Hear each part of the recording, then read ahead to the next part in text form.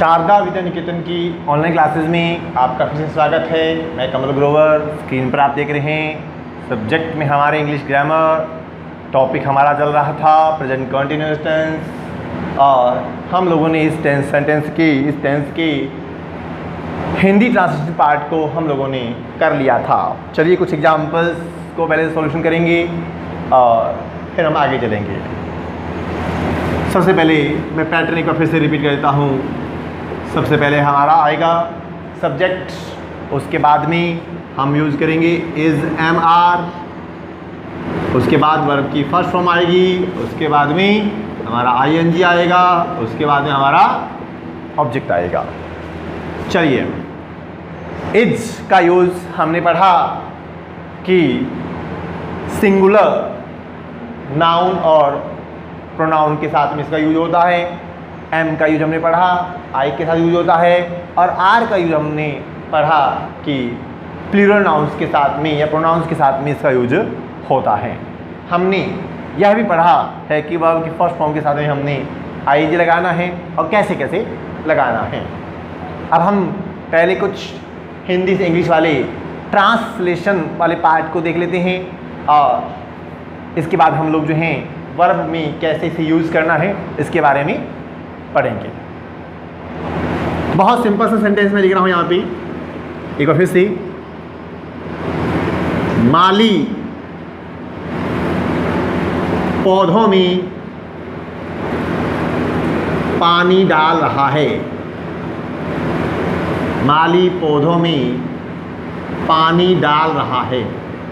देखिए translation part आपको इसलिए करवाया जा रहा है कि आप लोग article writing, essay writing, paragraph writing, answer writing, इन सभी में आंसर को अच्छे से ट्रांसलेट कर सकें। कहीं कोई आपका आंसर आपने अच्छे से प्रिपेयर किया है और आपको कहीं प्रॉब्लम आ रही है तो आप ट्रांसलेशन मेथड से उसे अच्छे से आंसर को कंप्लीट कर सकते हैं।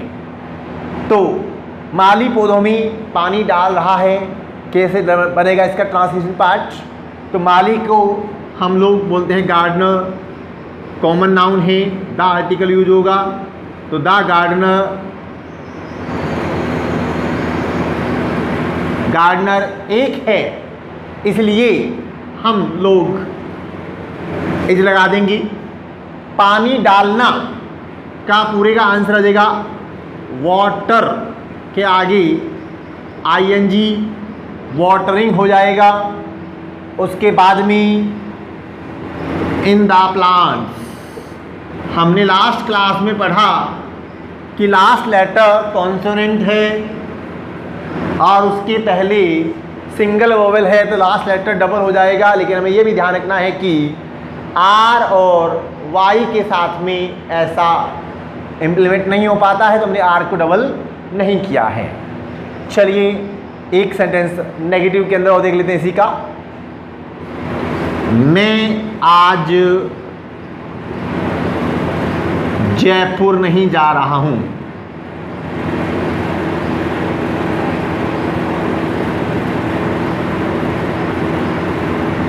मैं आज जयपुर नहीं जा रहा हूं। आई से बनेगा, स्टार्ट आई से होगा। मैं का मीनिंग बनाएगा आई, उसके बाद में आई के साथ हम यूज करते हैं एम। इसके बाद जाना वर्ब है तो गोइंग हो जाएगा। आई एम गोइंग, गोइंग के बाद में हम टू यूज करते हैं, गोइंग टू जयपुर। और टाइमिंग वर्ड लास्ट में यूज कर लेंगे टुडे। तो ये हमारा नोट लगा हुआ है तो हम लोग इसमें नोट लगा देंगे। I am not going to हो जाएगा। I am not going to Jaipur. Not sentence structure के अंदर जो है तीसरे क्रम में आएगा, तीसरे प्लेस पर आएगा, थर्ड प्लेस पर आएगा। चलिए अब हम चलते हैं इसकी मेन पार्ट पे, क्योंकि हमारे एग्जाम्स में वर्ब फिलअप आता है तो वर्ब फिलअप कैसे करेंगी। तो गैप फिलिंग जो पार्ट है कैसे होगा इस सेंटेंस का अच्छे से देखेंगे, समझेंगे। और जो बच्चे नोट डाउन कर रहे हैं वो नोट डाउन करते चले जाएंगे।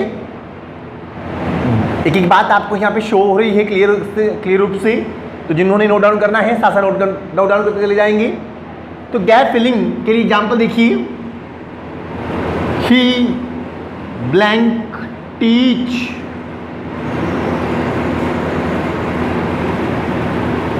English at this time, at this time.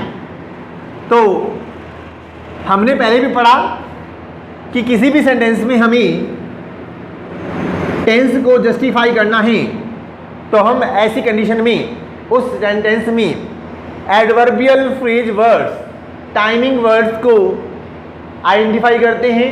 उसी के बेस पर हम लोग एक टेंस को आइडेंटिफाई करते हैं। तो इसी तरह से इस सेंटेंस में भी हमारे पास में टाइमिंग वर्ड्स गिवन है एट दिस टाइम। इस सेंटेंस में हमारे पास में eight this time word given है, तो इसके बेस पे हम ये जस्टिफाई कर सकते हैं कि ये जो सेंटेंस है प्रेजेंट कंटिन्यूअस का है। तो ऐसे और कौन कौन से वर्ड्स हैं जो ये बताते हैं, जो टेल करते हैं कि ये जो सेंटेंस है प्रेजेंट कंटिन्यूअस का है। चलिए देखते हैं कौन कौन से वर्ड्स हैं। तो मैं यहाँ वर्ड्स राइट कर रहा हूं, एट दिस टाइम, इसके बाद में है at present, eight this moment, eight this moment, nowadays, day by day, day by day, today, still, now,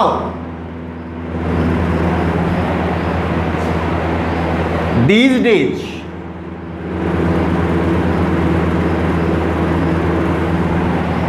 tonight,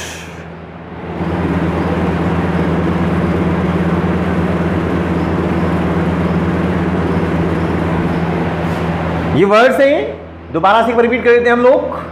eight this time, at present, eight this moment, now it is, day by day, today, still, these days, tonight.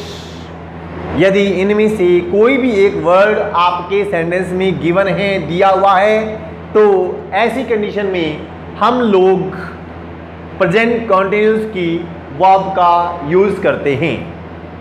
Example भी आप देख सकते हैं, इसी के according दिया हुआ है। चलिए पहले इस पर बात कर लेते हैं। He blank teach English at this time, तो आपके पास में यहाँ पे word at this time given है, तो ये सेंटेंस हमारा हो जाएगा प्रेजेंट कंटिन्यूअस।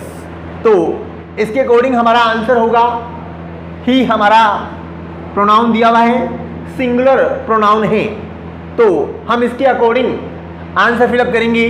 तो हमारा इसके अकॉर्डिंग आंसर हो जाएगा, ही के अकॉर्डिंग इज आ जाएगा, और teach last letter double consonant है, तो इसलिए लास्ट लेटर डबल नहीं होगा, तो इज टीचिंग हमारा आंसर हो जाएगा। यहां तक नोट डाउन कर लें, जो नोट डाउन कर रहे हैं। इसके बाद हम आगे कुछ एग्जांपल्स पे डिस्कशन करेंगे। जो नोट डाउन कर रहे हैं इसे नोट डाउन कर लें। हम इसके बाद में कुछ और एग्जांपल्स करते हैं। मैं मेन स्ट्रक्चर को आपके सामने इरेज नहीं करूंगा, कुछ एग्जांपल्स हैं उनको ही इरेज कर देता हूं, ताकि हमारा जो टॉपिक है वो चलता रहे और आपको मेन कंसेप्ट जो है वो क्लियर हो जाए।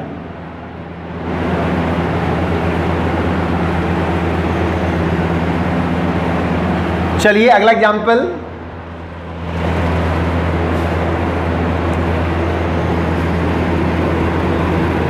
दे blank cut the branches of the tree at this moment,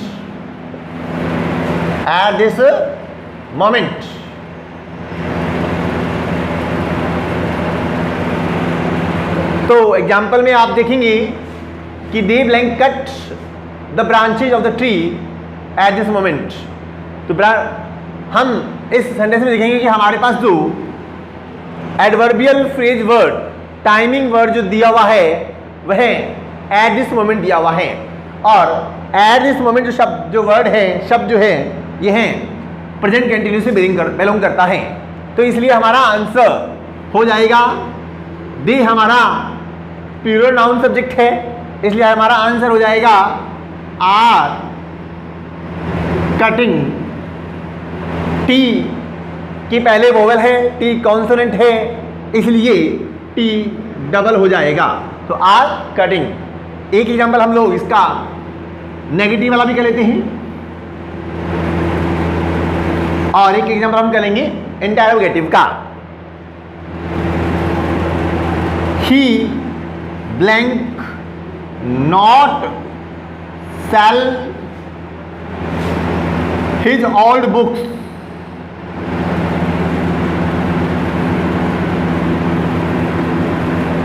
today. तो एग्जाम्पल में हमारे पास में टुडे वर्ड दिया हुआ है, जो ये जस्टिफाई करता है, क्लैरिफाई करता है कि हमारा जो टेंस है वो प्रेजेंट कंटिन्यूस है। तो इसके अकॉर्डिंग हमारा आंसर हो जाएगा, ही दिया हुआ है इसलिए इज नॉट सेलिंग हो जाएगा। चलिए एक एग्जांपल हम लोग कर लेते हैं इंटरोगेटिव से।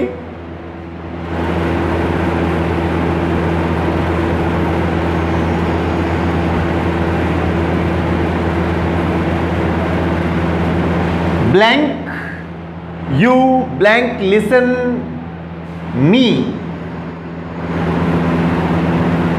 At present.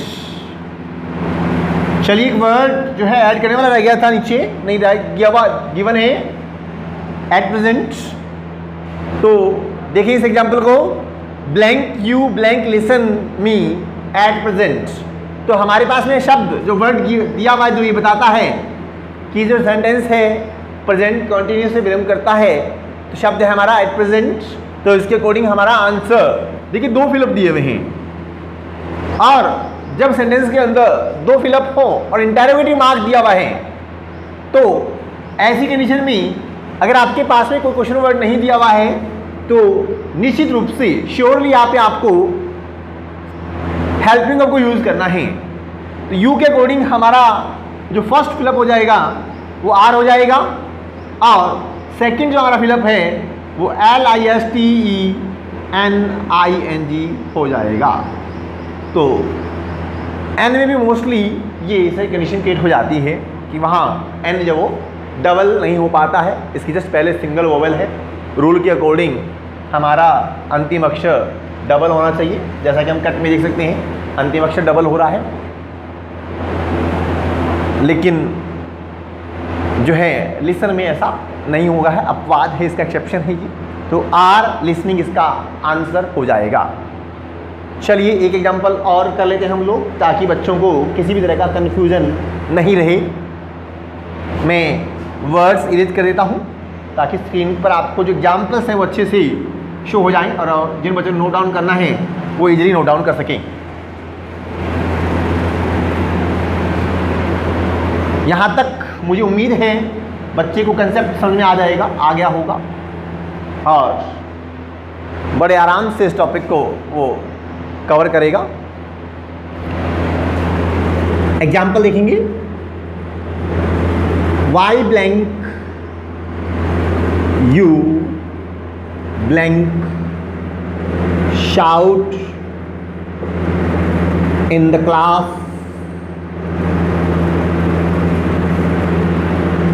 these days।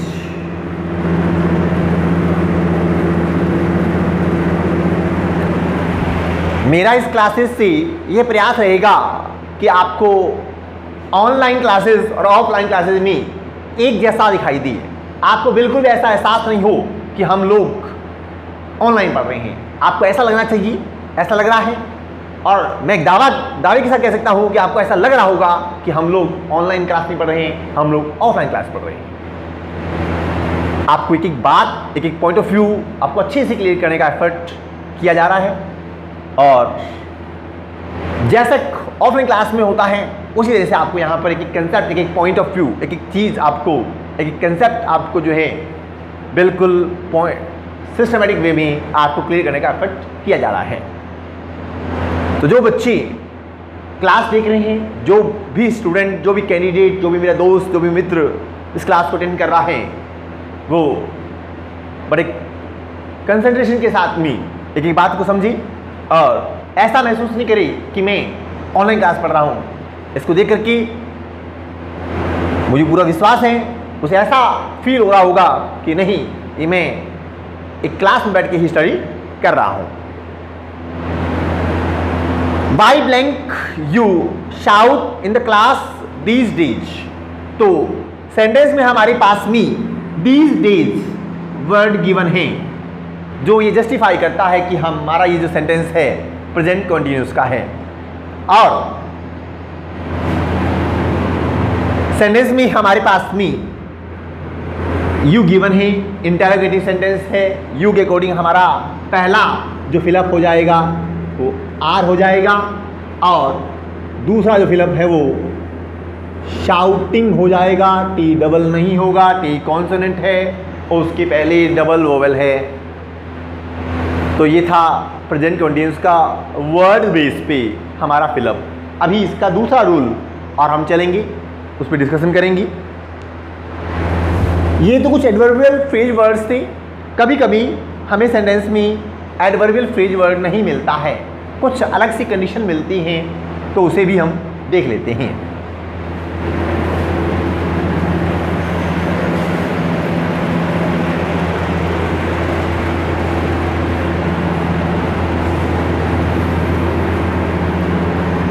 यहां तक आप बच्चों ने नोट डाउन कर लिया होगा। चलिए दूसरे पैटर्न में बात करते हैं। सेकंड जिसका पैटर्न है वो ये कहता है इफ द फर्स्ट सेंटेंस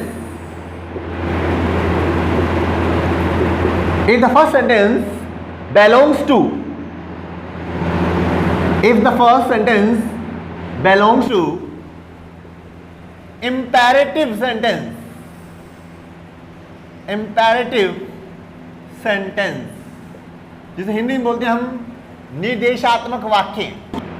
निर्देशात्मक वाक्य क्या होता है अब हम बात करेंगे। If the first sentence belongs to imperative sentence then we use present continuous verb, present continuous verb in the second sentence, in the second sentence। तो ध्यान से देखेंगे इस बात को समझेंगे। यहां पे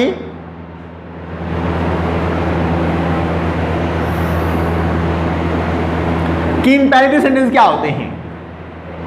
सबसे पहले बात करते हैं शॉर्ट में कि इंपैरेटिव सेंटेंस क्या होते हैं। इंपैरेटिव सेंटेंस क्या होते हैं? कॉमन शब्दों में, सामान्य शब्दों में ऑर्डर वाले सेंटेंस, कमांड वाले शब्द सेंटेंस, एडवाइस वाले सेंटेंस जो हैं वो हमारे इंपैरेटिव सेंटेंस होते हैं। मेनली हम ये कह सकते हैं ऐसे सेंटेंस, द सेंटेंसेस, ऐसे वाक्य, the sentences which starts with main verb, which starts with main verb without a subject। ऐसे सेंटेंस, ऐसे वाक्य जो बिना सब्जेक्ट के मेन वर्ब से शुरू होते हैं, वर्ब से शुरू होते हैं। कभी कभी हेल्पिंग वर्ब हो सकती है, कभी कभी हेल्पिंग वर्ब हो सकती है। कुछ एग्जांपल्स देखिए। सिट डाउन, सेंटेंस है, बैठने के लिए बोल नहीं रहा। सेंटेंस का मीनिंग होता है सिट डाउन, बैठ जाओ। मैं बोलने के बैठने के लिए नहीं बोल रहा, मीनिंग है सेंटेंस आपका।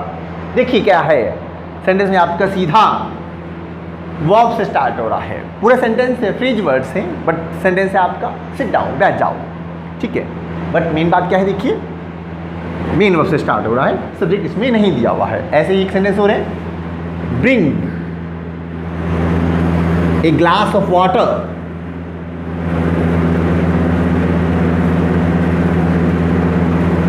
For me. तो ये सेंटेंस भी हमारा मेन वर्ब से स्टार्ट हो रहा है। Please give me your pen,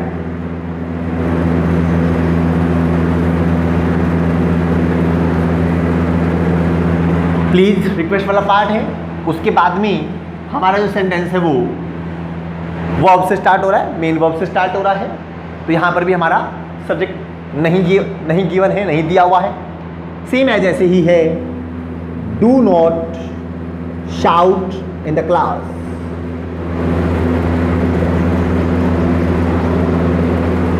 यहां पर भी हम देख सकते हैं कि जो सेंटेंस में सब्जेक्ट नहीं है, हेल्पिंग वर्ब से स्टार्ट हो रहा है। तो ये सभी सेंटेंस कैसे हैं, इंपेरेटिव सेंटेंस हैं। अब मेरा रूल क्या कहता है, मेरा रूल ये कहता है कि यदि आपका पहला सेंटेंस इंपेरेटिव है और इसके बाद में अगर आपका कोई दूसरा सेंटेंस आता है, तो ऐसी कंडीशन में हमारा जो दूसरा सेंटेंस है उस सेंटेंस में हम लोग प्रेजेंट कंटीन्यूअस की वर्ब को यूज करेंगे। तो हम उस रिलेटेड एग्जांपल ऐड करेंगे यहाँ पे। ये तो इंपेरेटिव सेंटेंस के कुछ एग्जांपल्स थे। हम बात करते हैं इस रूल के बारे में कि रूल क्या कहता है। बहुत अच्छे से रूल समझाने का प्रयास किया जा रहा है, अच्छे से समझ लेंगे इस रूल को। 2-3 एग्जांपल करेंगे हम इसको ताकि आपको अच्छे से समझ में आ जाए। तो रूल क्या कहता है, do not disturb me, do not disturb me sentence है। मीनिंग देखिए क्या बनता है, मुझे परेशान मत कीजिए। बट हमें तो सेंटेंस है ना, मुझे को परेशान कर नहीं रहा है, लेकिन मेरा मीनिंग है सेंटेंस से। सेंटेंस हमारा कैसा है, इंपेरेटिव है, सब्जेक्ट नहीं है, हेल्पिंग वर्ब से स्टार्ट हो रहा है। इसके बाद देखिए, आई blank teach you English grammar, English grammar. तो बहुत अच्छा सा सेंटेंस दिया हुआ है, बहुत अच्छा एग्जांपल आपके सामने दिखा है, मैंने राइट किया है। Do not disturb me, I blank teach you English grammar.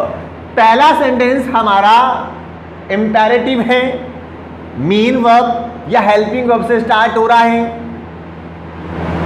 तो ऐसे कंडीशन में हम लोग सेकंड सेंटेंस में प्रेजेंट कंटीन्यूअस की वर्ब का यूज करते हैं। तो हमारा आंसर हो जाएगा एम टीचिंग।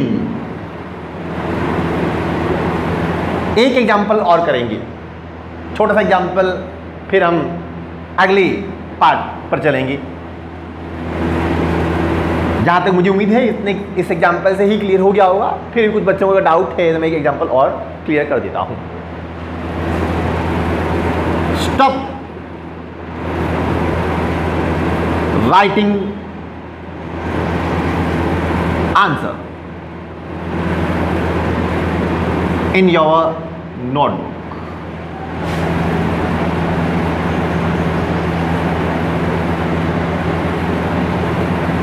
I blank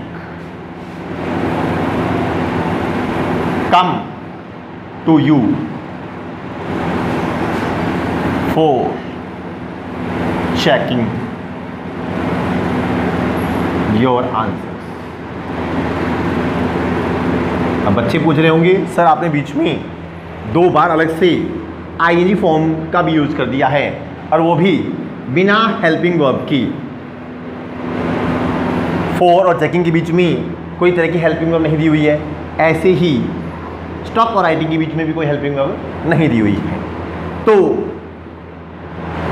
ये हमारे अभी का टॉपिक नहीं है, फिर भी मैं इसको मेंशन कर देता हूँ। ये हमारी जेरेंड फॉर्म, वर्ब की जेरेंड फॉर्म क्या होती है हम बाद में बात करेंगे, शॉर्ट मेंशन कर देता हूँ। मेन वर्ब की जस्ट बाद में अगर एक बार और आ जाती है तो जेरेंड में कन्वर्ट हो जाती है। ऐसे ही प्रीपोजिशन टू को छोड़ करके बाकी कोई प्रीपोजिशन दी होती है और जस्ट बाद में कोई वर्ब आ जाती है तो वो भी जेरेंड फॉर्म में कन्वर्ट हो जाती है। टेंस के अंदर ही हम लोग जेरेंड फॉर्म के बारे में बात करेंगे, बाद में बात करेंगे। अभी हम प्रेजेंट कंटिन्यूअस पे चल रहे हैं। तो हमारा पहला सेंटेंस इम्पेरेटिव है, मेन वर्ब से स्टार्ट हो रहा है। तो ऐसी कंडीशन में हम लोग दूसरे सेंटेंस में प्रेजेंट कंटिन्यूअस की फॉर्म का यूज करेंगे। I blank come to you for checking, तो आंसर हो जाएगा एम कमिंग। एम कमिंग हमारा आंसर हो जाएगा। तो ये था हमारा प्रेजेंट कंटिन्यूअस।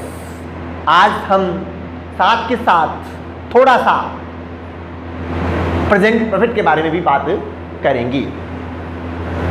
हमारी क्लास में भी थोड़ा समय पड़ा है और हम लोग चाहेंगे कि इसका यूज करें। यहाँ तक आप लोग नोट डाउन कर लें। साथ के साथ हम जो है प्रेजेंट परफेक्ट का प्रेजेंट कंटिन्यूअस हमारा पूरा हो चुका है। अब हम साथ के साथ प्रेजेंट परफेक्ट का जो ट्रांसलेशन पार्ट है वह भी थोड़ा सा कर लेंगे। बहुत ही आसान सा कंसेप्ट है। बच्चे टेंस को टेंशन लेकर के करते हैं और मेरा प्रयास ये रहता है कि टेंस को बच्चे टेंशन नहीं लें, नहीं समझें। बिल्कुल आसान सा कंसेप्ट है, अच्छे से समझें इस बातों को और टेंशन के रूप में नहीं लें। बहुत आसानी से कंसेप्ट को क्लियर होना चाहिए, अच्छे से हो जाता है। तो हम शुरुआत कर लेते हैं थोड़ा सा आज, बाकी कल करेंगे। प्रेजेंट परफेक्ट, माइंड को डाइवर्ट नहीं करें। 2 कंसेप्ट एक साथ इसलिए चलाए जाते हैं आपके एक ही दिन के अंदर 2 टेंसेस को इसलिए करवाया जाता है ताकि आप अगला पिछला दोनों बैलेंस में बना के रखें। तो इसी बैलेंस सिस्टम को ध्यान रखते हुए प्रेजेंट परफेक्ट की क्लास का पार्ट स्टार्ट किया गया। पिछली क्लास में हमने देखा कि प्रेजेंट सिंपल और प्रेजेंट कॉन्टिन्यूअस को स्टार्ट किया। तो इसी सीक्वेंस में आज हम लोग जो हैं प्रेजेंट कॉन्टिन्यूअस और प्रेजेंट परफेक्ट इस सीक्वेंस में चलेंगे हम लोग। और उसके बाद प्रेजेंट परफेक्ट कॉन्टिन्यूअस और उसके बाद कॉमन प्रेजेंट टेंस की क्लास और इसके बाद पास्ट टेंस। तो उसी सीक्वेंस में देखिए प्रेजेंट परफेक्ट टेंस है हमारा। प्रेजेंट परफेक्ट टेंस, इसकी Hindi identification, Hindi identification, Hindi identification समझने का प्रयास करेंगे। बहुत आसानी से इसको समझा जा सकता है। देखिए ज़्यादा लंबी क्लास नहीं है आज हमारी, छोटी सी क्लास है। हिंदी में सेंटेंस के एंड में, सेंटेंस की एंड में, वाक्य के अंत में, in the end of the sentence, in the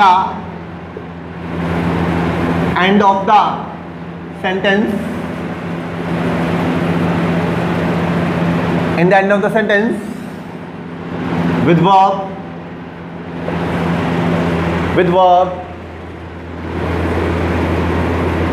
चुका है, चुकी है, चुके हैं। Words are given.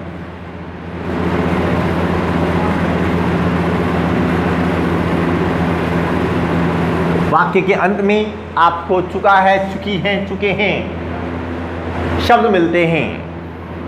वाक्य के अंत में आपको चुका है, चुकी है, चुके हैं, वर्ब के साथ शब्द मिलते हैं, या और समटाइम्स कभी कभी द साउंड्स इन हिंदी, कभी कभी हिंदी में जो साउंड्स हैं वो भी आती हैं। कौन कौन सी आती हैं? आ है, ई है, ए है।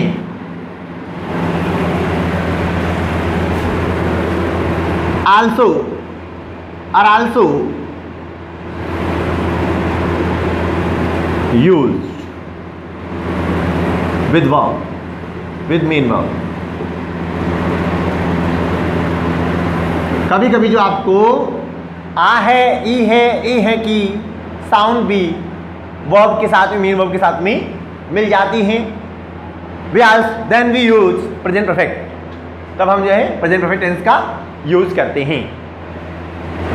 तो देखेंगे इसको, इसका पैटर्न देखेंगे। सबसे पहले सब्जेक्ट है हमारा, उसके बाद में हैज, हैव, वर्ब की थर्ड फॉर्म यूज होगी।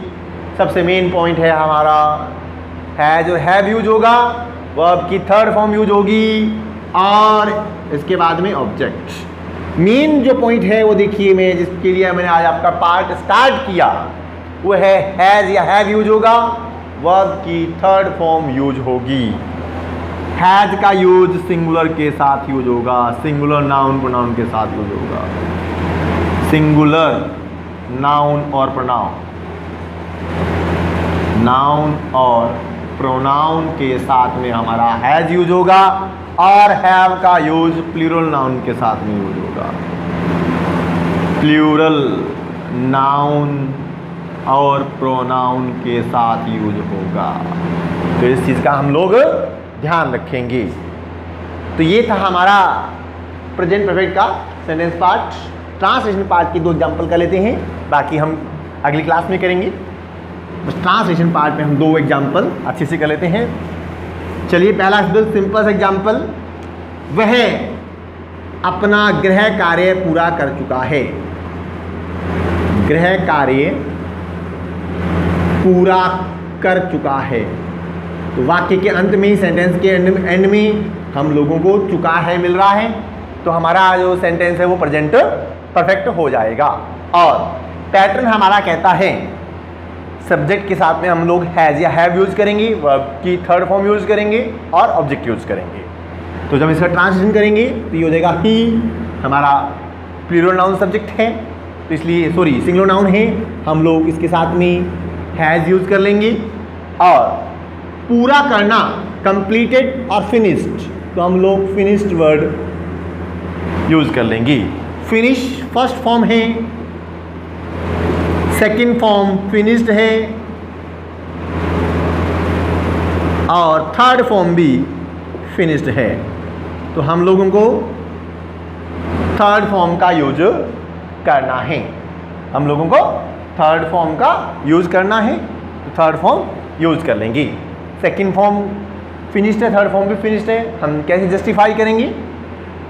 अकॉर्डिंग टू हेल्पिंग वर्ब, बाकी बहुत बाद में डिस्कशन करेंगे। तो ही हैज फिनिश्ड अपना गृह कार्य, इसकी कोडिंग हो जाएगा हिज होमवर्क। अब एग्जाम्पल एक में और करवाता हूं, मैंने पूरा बाजार घूम लिया है। तो देखिए इसके अंदर आ है की साउंड आ रही है, चुका है नहीं दिया हुआ है, आ है की साउंड आ रही है। तो जब हम इसको ट्रांसलेट करेंगे तो ये हो जाएगा आई, मैंने के लिए आई यूज होगा, आई प्लूरल नाउन सब्जेक्ट है, सिंगुलर नहीं है, इसलिए हैव आ जाएगा। और इसके बाद हम देखेंगे यहाँ पे क्या आएगा, वर्ब की थर्ड फॉर्म आएगी। घूमने के लिए हम लोग यूज करेंगे विजिट, थर्ड फॉर्म हो जाएगी visited. I have visited whole market, the और होल वर्ड के साथ में हम लोग जो है दा का यूज करते हैं, विजिटेड द होल मार्केट। तो ये था हमारा प्रेजेंट परफेक्ट का ट्रांसलेशन पार्ट। कल की क्लास में हम लोग आगे बढ़ेंगे। आज के लिए इतना ही। थैंक्स। यहाँ तक आप लोग पहले नोट डाउन कर लें। मैं फिर से अपनी बात दोहराना चाहूँगा इसी के बीच में, जब तक आप नोट डाउन कर रहे हैं। मुझे पूरा विश्वास है कि जितने आराम से मैंने यहाँ आप लोगों को concept by concept, point by point आप लोगों को ये टॉपिक क्लियर किया है, इसी तरह से आप लोग एक ऑफलाइन क्लास में होते तो आपको वहाँ पर भी इसी तरह से ही ये टॉपिक अंडरस्टैंड हो रहा होता। तो किसी भी तरह से इस कोरोना टाइम पीरियड में डरने की जरूरत नहीं है। आपकी पढ़ाई, आपकी स्टडी रेगुलर इस तरह से चलती रहेगी। आपको किसी भी तरह की कहीं कोई प्रॉब्लम नहीं आएगी और आपको ऐसा फील नहीं होगा कि हम जो हैं स्टडी नहीं कर पा रहे हैं, हम अपने कंसेप्ट्स को क्लियर नहीं कर पा रहे हैं। मैंने यहाँ पूरा प्रयास किया है कि आपको एक एक बात अच्छे से क्लियर हो जाए। Thank you. आज के लिए इतना ही काफ़ी।